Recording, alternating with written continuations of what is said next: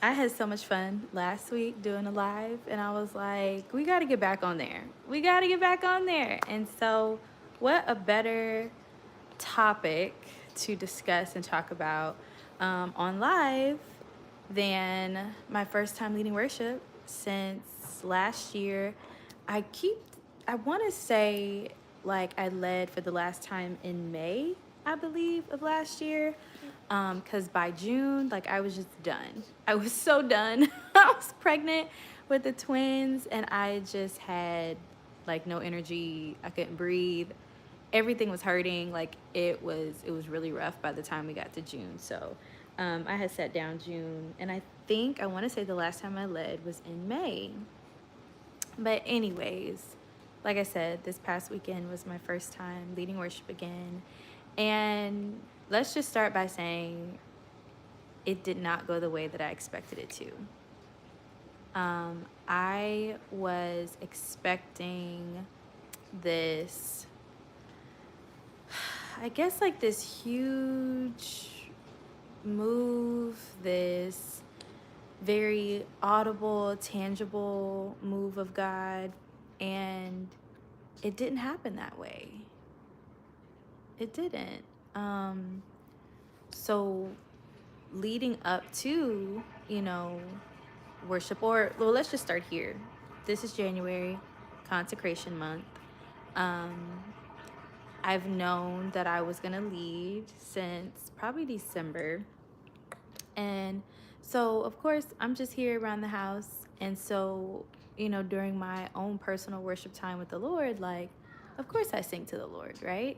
And so, the set that I sang on Sunday was a set that was birthed out of my personal worship time, right?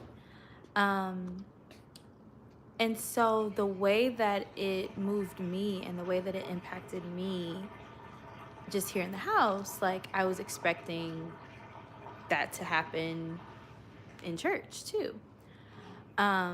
So that's how we got to the set. Hi, hello. So that's how I got to the set. And the set that I chose was Open the Eyes of My Heart, but it was like a sped up version, not the slow version. And then I did, let's see, I tagged that with the hymn Holy, Holy, Holy. And then we did You Are Holy, Oh So Holy. And then we ended with Holiness, holiness is what I long for, right? And so the whole purpose of the set, or the whole like theme of it, was of course holiness, right? Thank you so much, Deidre. Thank you. Like that's actually what I'm processing through right now is is Sunday and singing praise and worship on Sunday. So that was the set, and the whole like point of the set was holiness, right? Because like consecration, like that's what consecration is for, right? For you to crucify your flesh, for you to become holy, set apart, for you to just become more, more like the Lord. So holiness, be set apart. And so like that was the whole like point of the set, right? And I thought, it was just so, it made sense, in the context of consecration month and everything. And so anyways, so, okay. So then we also did not have rehearsal, right? We had a sound check on Sunday morning. And so I never actually like rehearsed with the band. Like I did a song structure where I like gave like the keys and what key changes, I wanted to do. But I never actually rehearsed with the band. And except for the very first song. I rehearsed the very first song with the band, and that was it. All the other songs of the set, the very first time I sang it with the band is when I was up actually leading. So in the moment, I'm there and I'm like, Lord, I'm just going to have to rely on you, because I literally don't know what this is going to sound like, how this is going to how this is going to come across, right? So, so we were up there, and thank the Lord this wasn't on the live stream, but I started singing in the wrong key. And I'm up there and I'm like, oh, this isn't right. How can I get there, Lord? Where am I, Jesus? Please help me to sing in the right key. So finally I get down to the right key and we get into the song, and we sing it, everything's going fine. And then my voice though is just not. Oh, thank you so much, Deidre.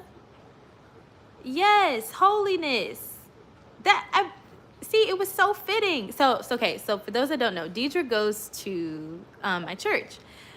So she was there in the moment, listening and worshiping like with me in the moment. So like she knows exactly what I'm talking about, the songs that I'm talking about.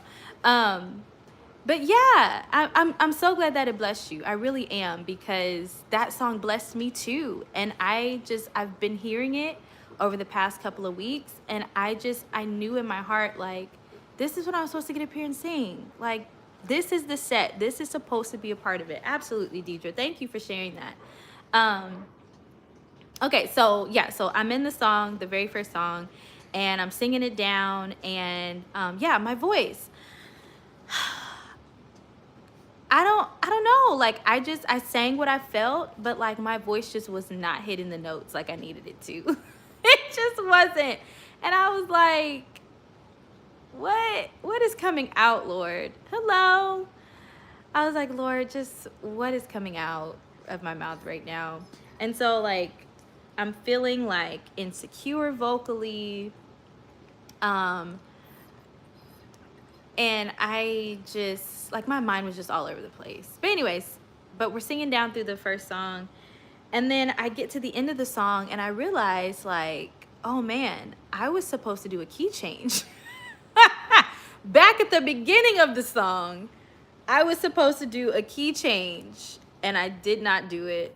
And I was like, oh man. Oh, wait a minute. But the reason why that's so significant is the fact that the rest of the set depended upon that first key change. Hi. It depended upon that first key change, and we never changed keys.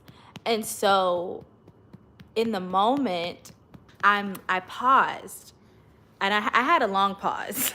I did, because I'm thinking in the moment, like, okay, what do I do here? Do I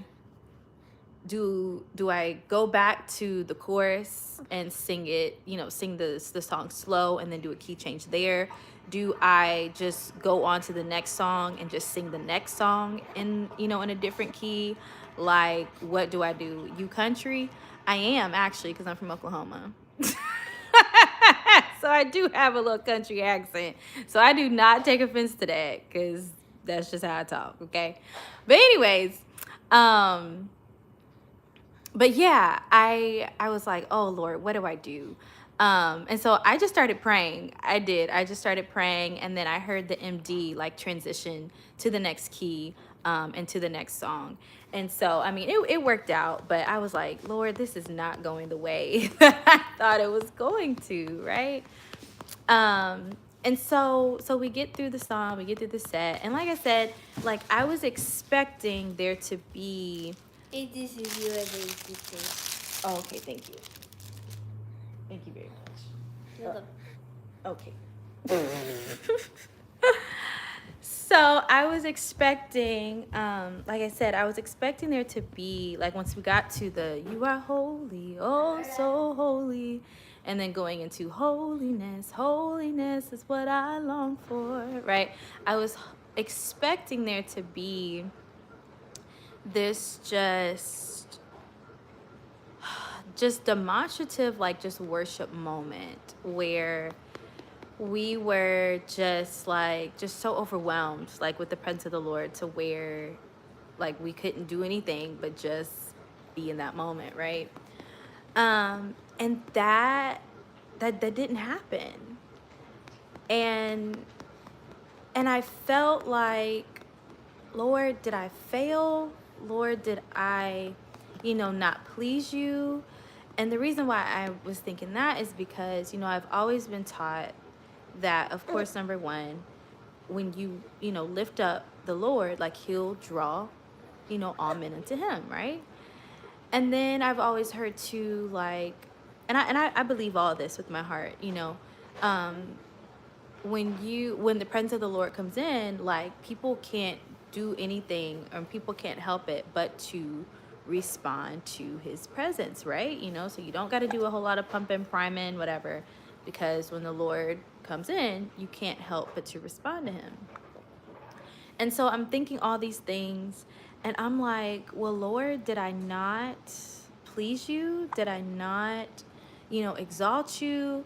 Then I'm thinking like, Lord, did I not pray enough? Did I not prepare enough? Like, why didn't you like move in this big demonstrative way like I thought you were going to? And so I'm processing this out loud with my husband after church, and my husband just says to me like, every move of God is not this big demonstrative thing. Sometimes he moves quietly. And I was like, that's so true. Because I started thinking, 1 Kings 19, with the prophet Elijah, when he was running from Jezebel, when he was running from Jezebel and he was hiding in the cave, it talks about how it was like this big like windstorm, but the Lord wasn't in that. And then it was like this earthquake, but the Lord wasn't in that either. But then it's like, but then the Lord spoke in like this still small voice. And it was just, it just, just reminded me like, the Lord doesn't always have to move in like these big ways. Sometimes he can move just very quietly. And my husband said, I'd rather the Lord move, not in the church, but he moves in people's houses. He moves in people's hearts. He moves in people's, relationships and, things like that. And which, I totally agree with. Like that makes total sense. Like we want the Lord to move. And like we want to experience the Lord, not just in church, but like all throughout our life. Like we want him to have his way and move all throughout his life. And so even though, I didn't see in, the sanctuary, this big demonstrative move, like that doesn't mean that the Lord was not moving. That doesn't mean the Lord was not, changing people's hearts or whatever. And, hi. And I honestly truly believe that, at least one person encountered the Lord. Like Deidre, like she's here. If you scroll back up and look at her comments, like, she says like the song that I sang like really blessed her soul. So like even if nobody else, engaged with worship or had a moment with the Lord, like I know for sure Deidre did because she put it in the comments section. And so, so I'm grateful for at least, that one person got something. And honestly, it was more than one person because I had multiple people, that came up to me and, said encouraging things and said, how much, they were blessed, by the worship and how much they enjoyed, being in worship. But it's just like, I am my own worst critic. I absolutely am. And my husband, he preached a message on Friday actually about getting rid of things in our life that are distractions. He called them weeds, and he called them weeds because we're in a sermon series at our church called Rooted. And so of course we've been like, comparing our life and our relationship with the Lord, like having deep roots, so that way, when, as we go throughout this year and life be life in, we won't be swayed and distracted and discouraged because we have a strong foundation. We're rooted in the Lord and in our faith and in the word and in prayer and everything. And so keeping along with that root, that agricultural thing, growing, planting. My husband was talking about weeds, and weeds are things that, I can't remember the way that he worded it, but it was basically just like, weeds take nutrients and take things that aren't there, that aren't supposed to be theirs. Like they just suck the life out of your grass, and they suck the life out of whatever that's around them. But they do nothing to give back. They do nothing to benefit what's around them. They just take, take, take, take, take.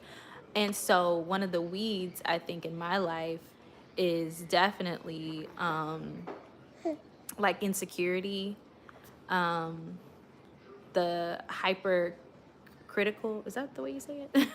The hypercritical, I guess, viewpoint and tone and whatever that I take on myself when it comes to singing and leading worship and things like that. And so like that's definitely a weed in my life that I have. And I was definitely at work, definitely at work on Sunday after leading worship for the first time since May and since June. So yeah, hello. But like I definitely should have, and since have, like extended myself grace when it comes to like the way I my vocal performance, because like at the beginning of last week I was literally like hoarse to the point I couldn't speak above a whisper. Like my voice was cracking. I was still coughing and sneezing and hacking and and everything because we had all gotten sick in my house after Christmas. And so I was still trying to get over that. And so vocally, I wasn't, 100%, which makes sense as to why, all the notes that I was attempting to hit and wanted to hit, I could not hit because I was, trying to get over whatever, hit our house. But I did everything I knew to do.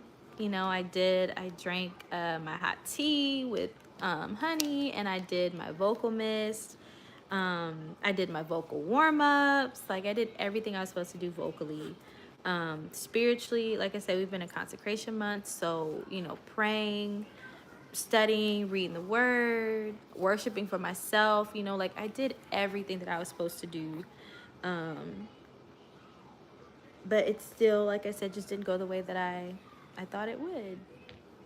But just because it didn't go the way I thought it would doesn't mean that it was like a failure or like a flop or anything like that.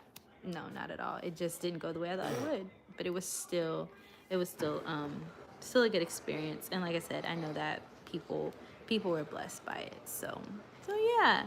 So if you guys wanted to check out our worship service that we had this past Sunday, I believe the full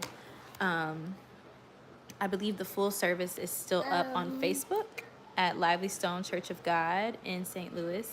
I believe probably just the sermon is up on YouTube, but still Lively Stone Church of God. And you can replay our services and everything. Yeah. So that was Sunday. I vlogged the entire Sunday, and debriefed and kind of talked about this kind of thing.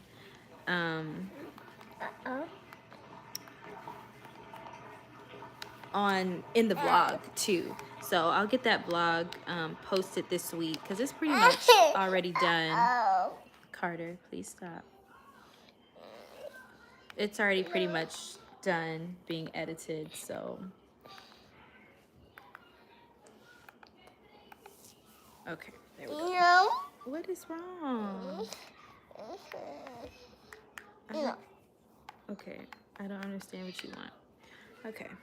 He's playing with the baby monitor, and I don't know what he wants. I don't know. Anyway, so that was Sunday. And so the other thing, well, I'm trying to think, was there anything else that I wanted to share about Sunday? Oh, I will say this too. You would think that what? What does that mean? Okay. Okay. So you would think that, oh, thank you, sir. Thank you. All right. So you would think that with as many years I've been like leading worship, I've been leading worship since I was about 14 years old. I'm 31 now.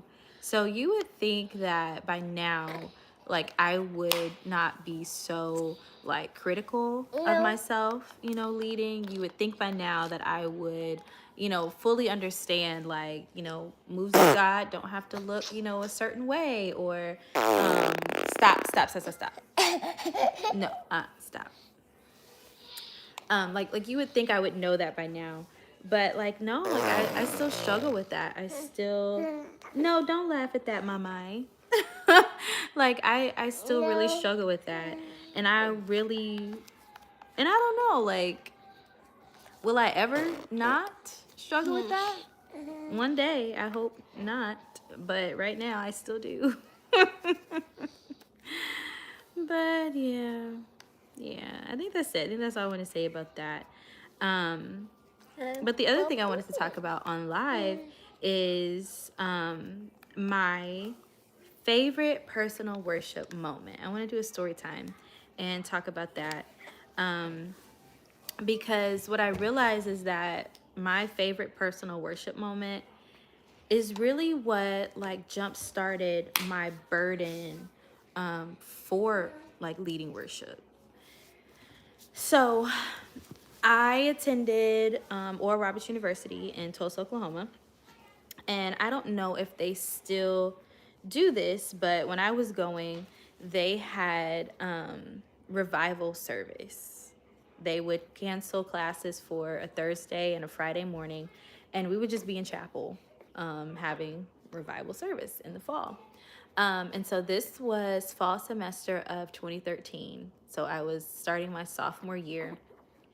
And Thursday night, we had a speaker. His name is Daniel Kalinda.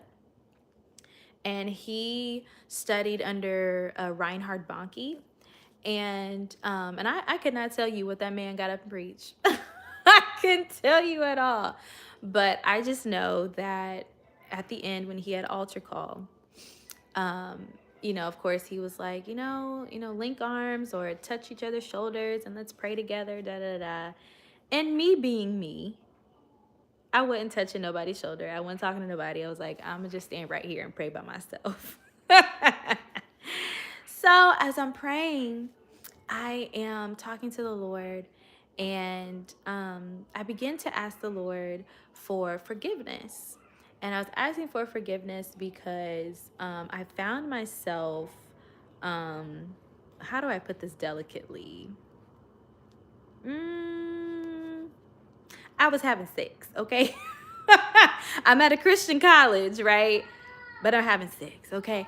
And so, and I knew it was wrong. Of course, I've been raised, in church my entire life. Like I knew I wasn't supposed to have sex before marriage, but I found myself falling into that, right? And so I was praying to the Lord and asking for forgiveness from that. And as I'm praying, I also find myself asking, when is it going to be my turn? And what I meant by that, go get it. I don't know why you're crying right now. I was asking the Lord. Oh, okay, Deidre. I understand. Yes, ma'am. And so I found myself also asking the Lord, like, when is it going to be my turn? And what I meant by that is I've always struggled with with feeling confident, like in my singing abilities. And I struggled with, comparison and like, oh, why can't I sound like them? Why can't I sing like them? Why can't I do what they do? All that kind of stuff. And I was asking the Lord, like, when is it going to be my turn? When am I going to be confident? When am I going to be the person that people, are like, oh, she's amazing, like lauded, whatever.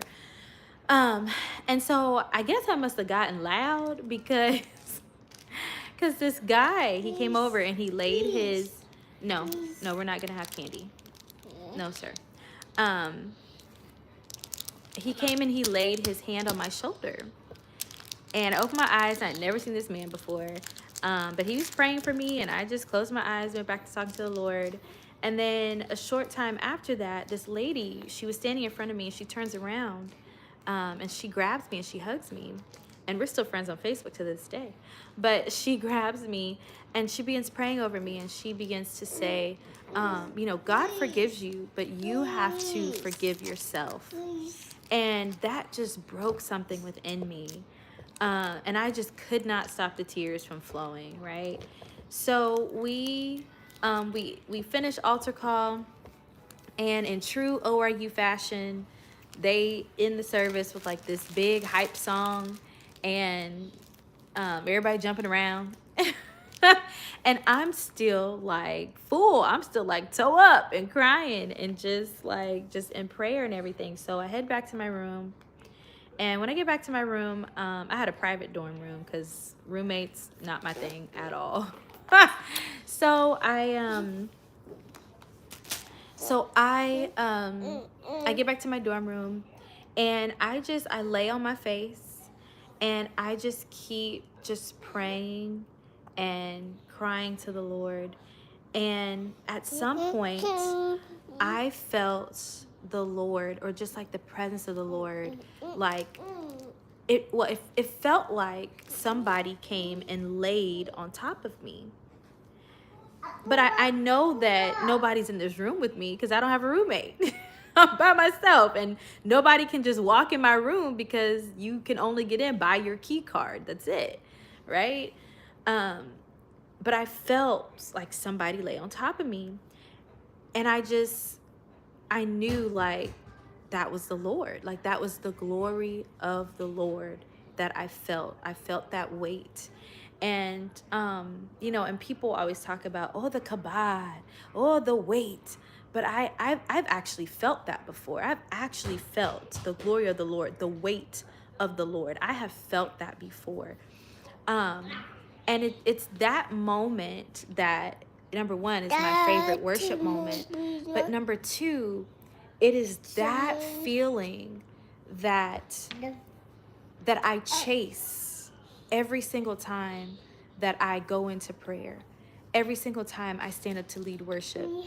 It's that weight and that glory that I so desperately strive for, because there was nothing like that feeling. Oh my gosh, that was the best feeling. That was the best experience with the Lord that I have ever had. And so my desire is not only that I reach that again, but my desire is that other people experience the weight of God's glory just like that, And it grieves my heart that there are people who may never experience him in that way, because they either don't know how to experience him in that way, or they know how, but they're just refusing to do what it takes to get there. You know what I mean? Because either they're not living right or whatever. But that experience, feeling his weight and feeling the glory of the Lord in that way, I think that's what drives my burden and my passion for what I do when it comes to leading worship, and when it comes to sharing on worship in the worship podcast, and traveling, and speaking on worship and doing workshops and things like that. It's because I want so badly for everyone to experience the weight of God's glory in that way, So that was also the first night that I spoke in tongues. And I was raised Baptist, okay? And so in the Baptist church, like, I never heard anybody speak tongues or speak in tongues in the Baptist church. Never. Absolutely not. Never. The Holy Ghost was not something that you tarried for or waited for. The Baptist church, we were taught that as soon as you were baptized, like you were filled with the Holy Ghost then, and that was it. There was no tarrying, there was no waiting on him, there was no Jesus, Jesus, Jesus, speaking tongues. Like it wasn't any of that. And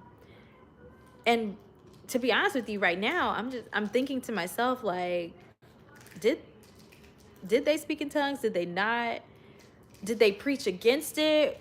I can't ever think of a moment where they ever preached against it, but I just know that it was not something that they really promoted either or preached either. So yeah. But anyways, but that was the night that I spoke in tongues for the very first time, and that really that night, and I'll say that yes that I gave that night to I say get saved for real. I call it that too, like get saved for real, because you know, it's like as a child, like I said, I've always grown up in church, and as a child, you know, you just like you accept the Lord, but it's like it's not until you become an adult and you like live life that you actually I guess get saved for real, and that you actually like know the Lord on a deeper, you know, personal level. Of course, you are so welcome. That safe space with Soraya. Hey, we talk about it over here. Okay, we share over here. So thank you, Carter. What are you doing?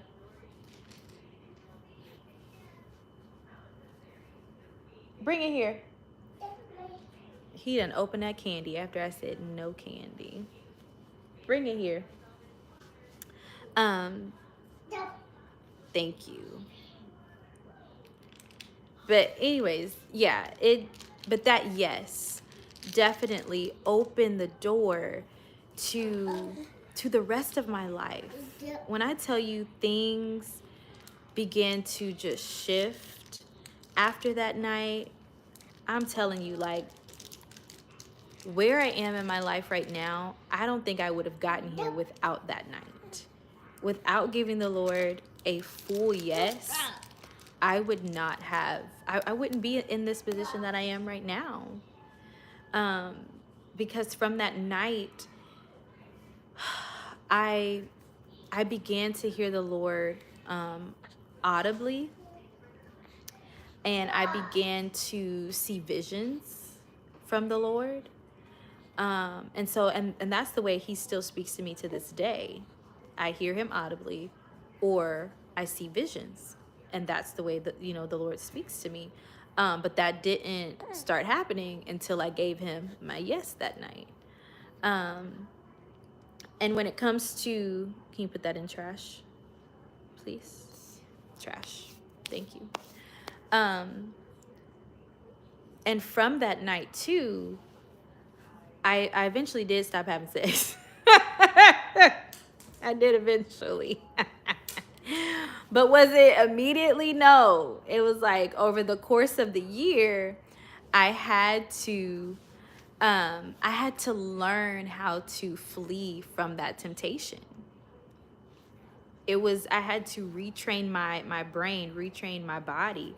And so that's why I believe, you know, sanctification isn't, it's like it's a process. Like when people talk about sanctification being a process, like I believe that, because it was for me. For some people, they're like, oh, you know, as soon as I gave my life to the Lord, things changed in that moment. But that things didn't change immediately.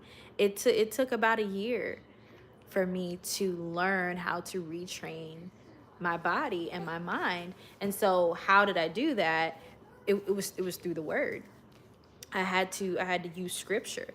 And so what would happen is, you know, whatever I was struggling with, like initially it started out as forgiveness, but then it went to like guilt and shame, and then it went to fleeing temptation. But there's scriptures on all of that. And so what I would do is I would find a scripture, I would write it down on a note card, and then I would tape it up on the back of my dorm room door. And then I would just, every day, I would stand there and I would read every single scripture. And so whenever I was, felt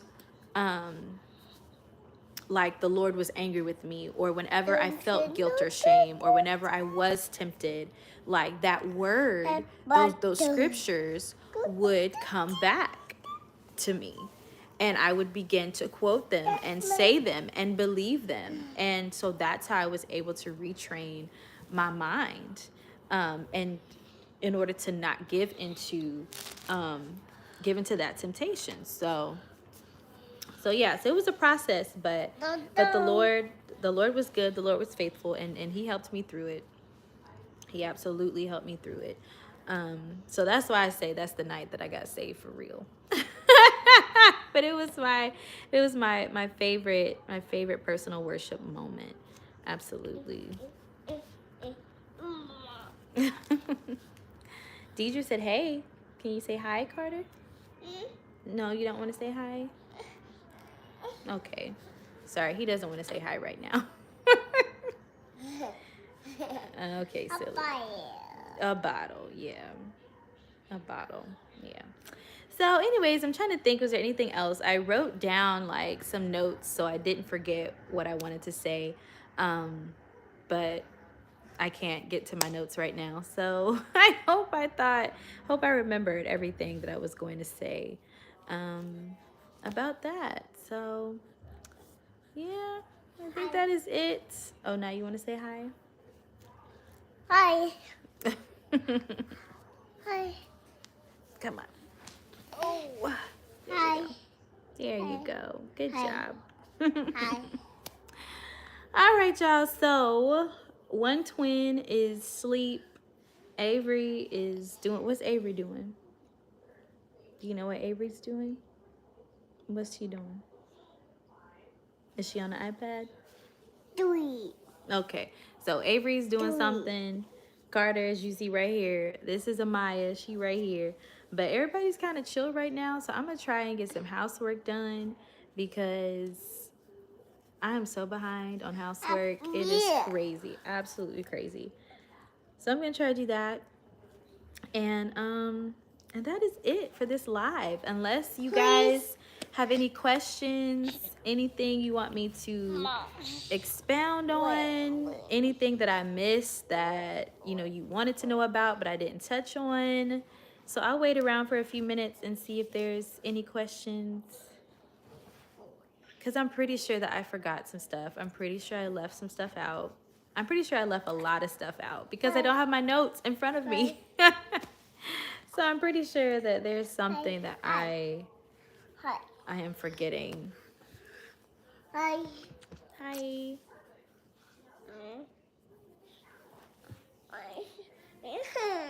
Okay. Well, let's see. While I'm waiting on questions, let's talk about the weather, because why is it so cold in St. Louis? Huh? Why is it so cold?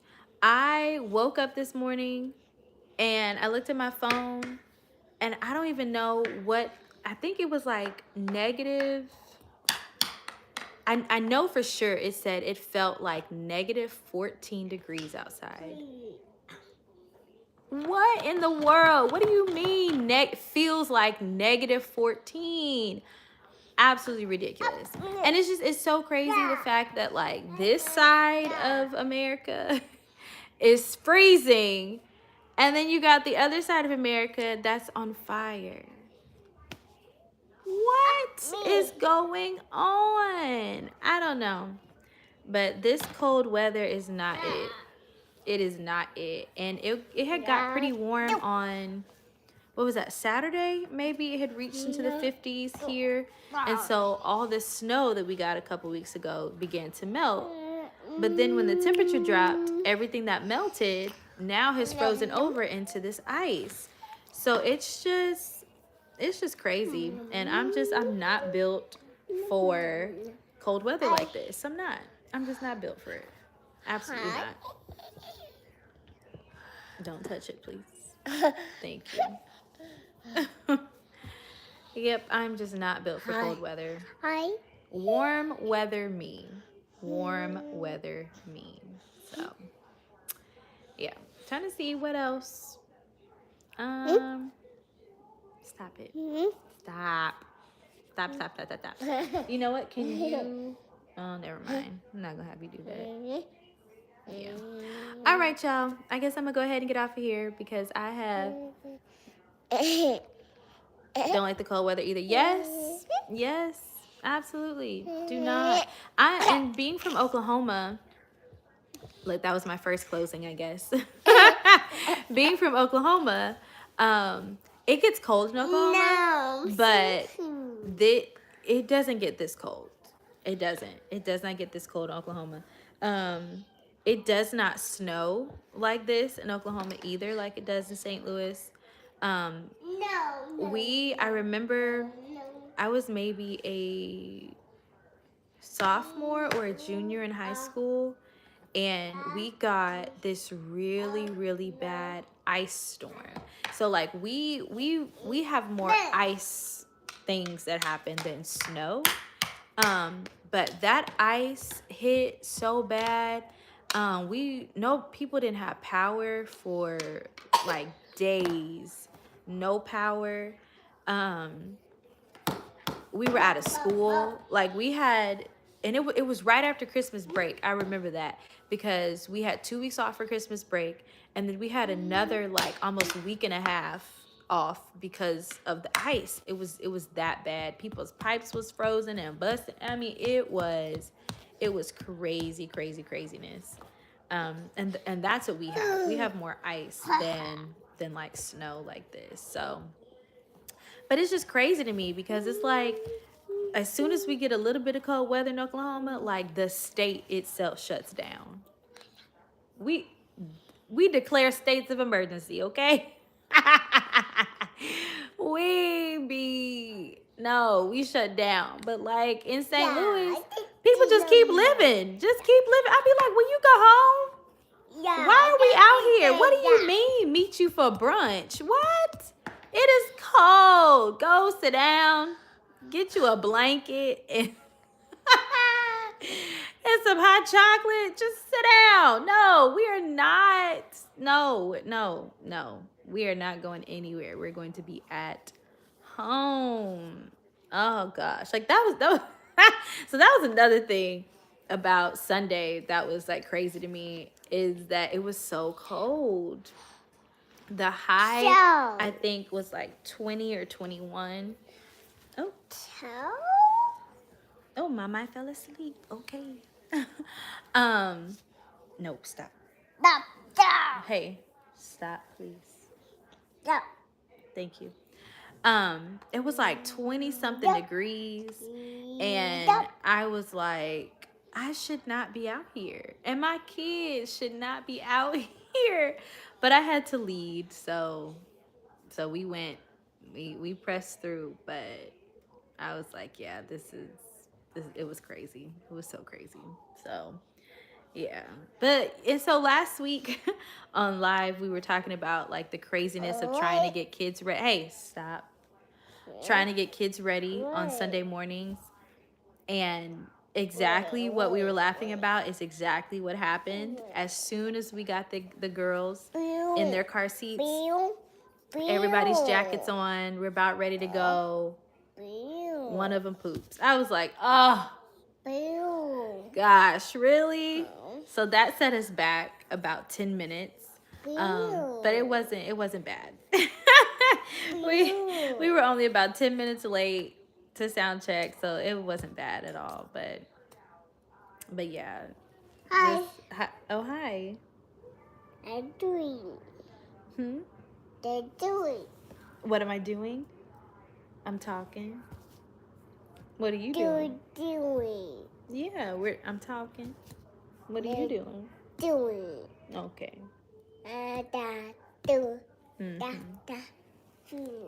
Okay.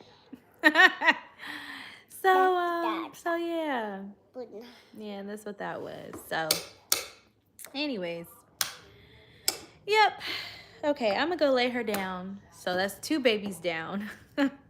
And that's a good thing. So that way I can get some housework done like I said I was going to. So, all right, y'all. I hope I covered everything. Like I said, I probably didn't. There's probably something that I Mine. No. that I should have talked about and I didn't. But if y'all have I don't know. I was about to say y'all can just message me, but they don't do messages on YouTube. So I guess maybe just write in the comment section. I don't know. If you have a question, something that I need to stop, please.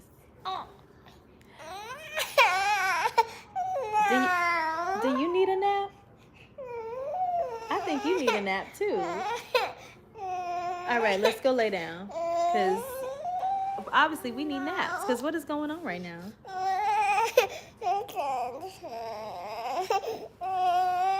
Okay. All right, I will talk to y'all later.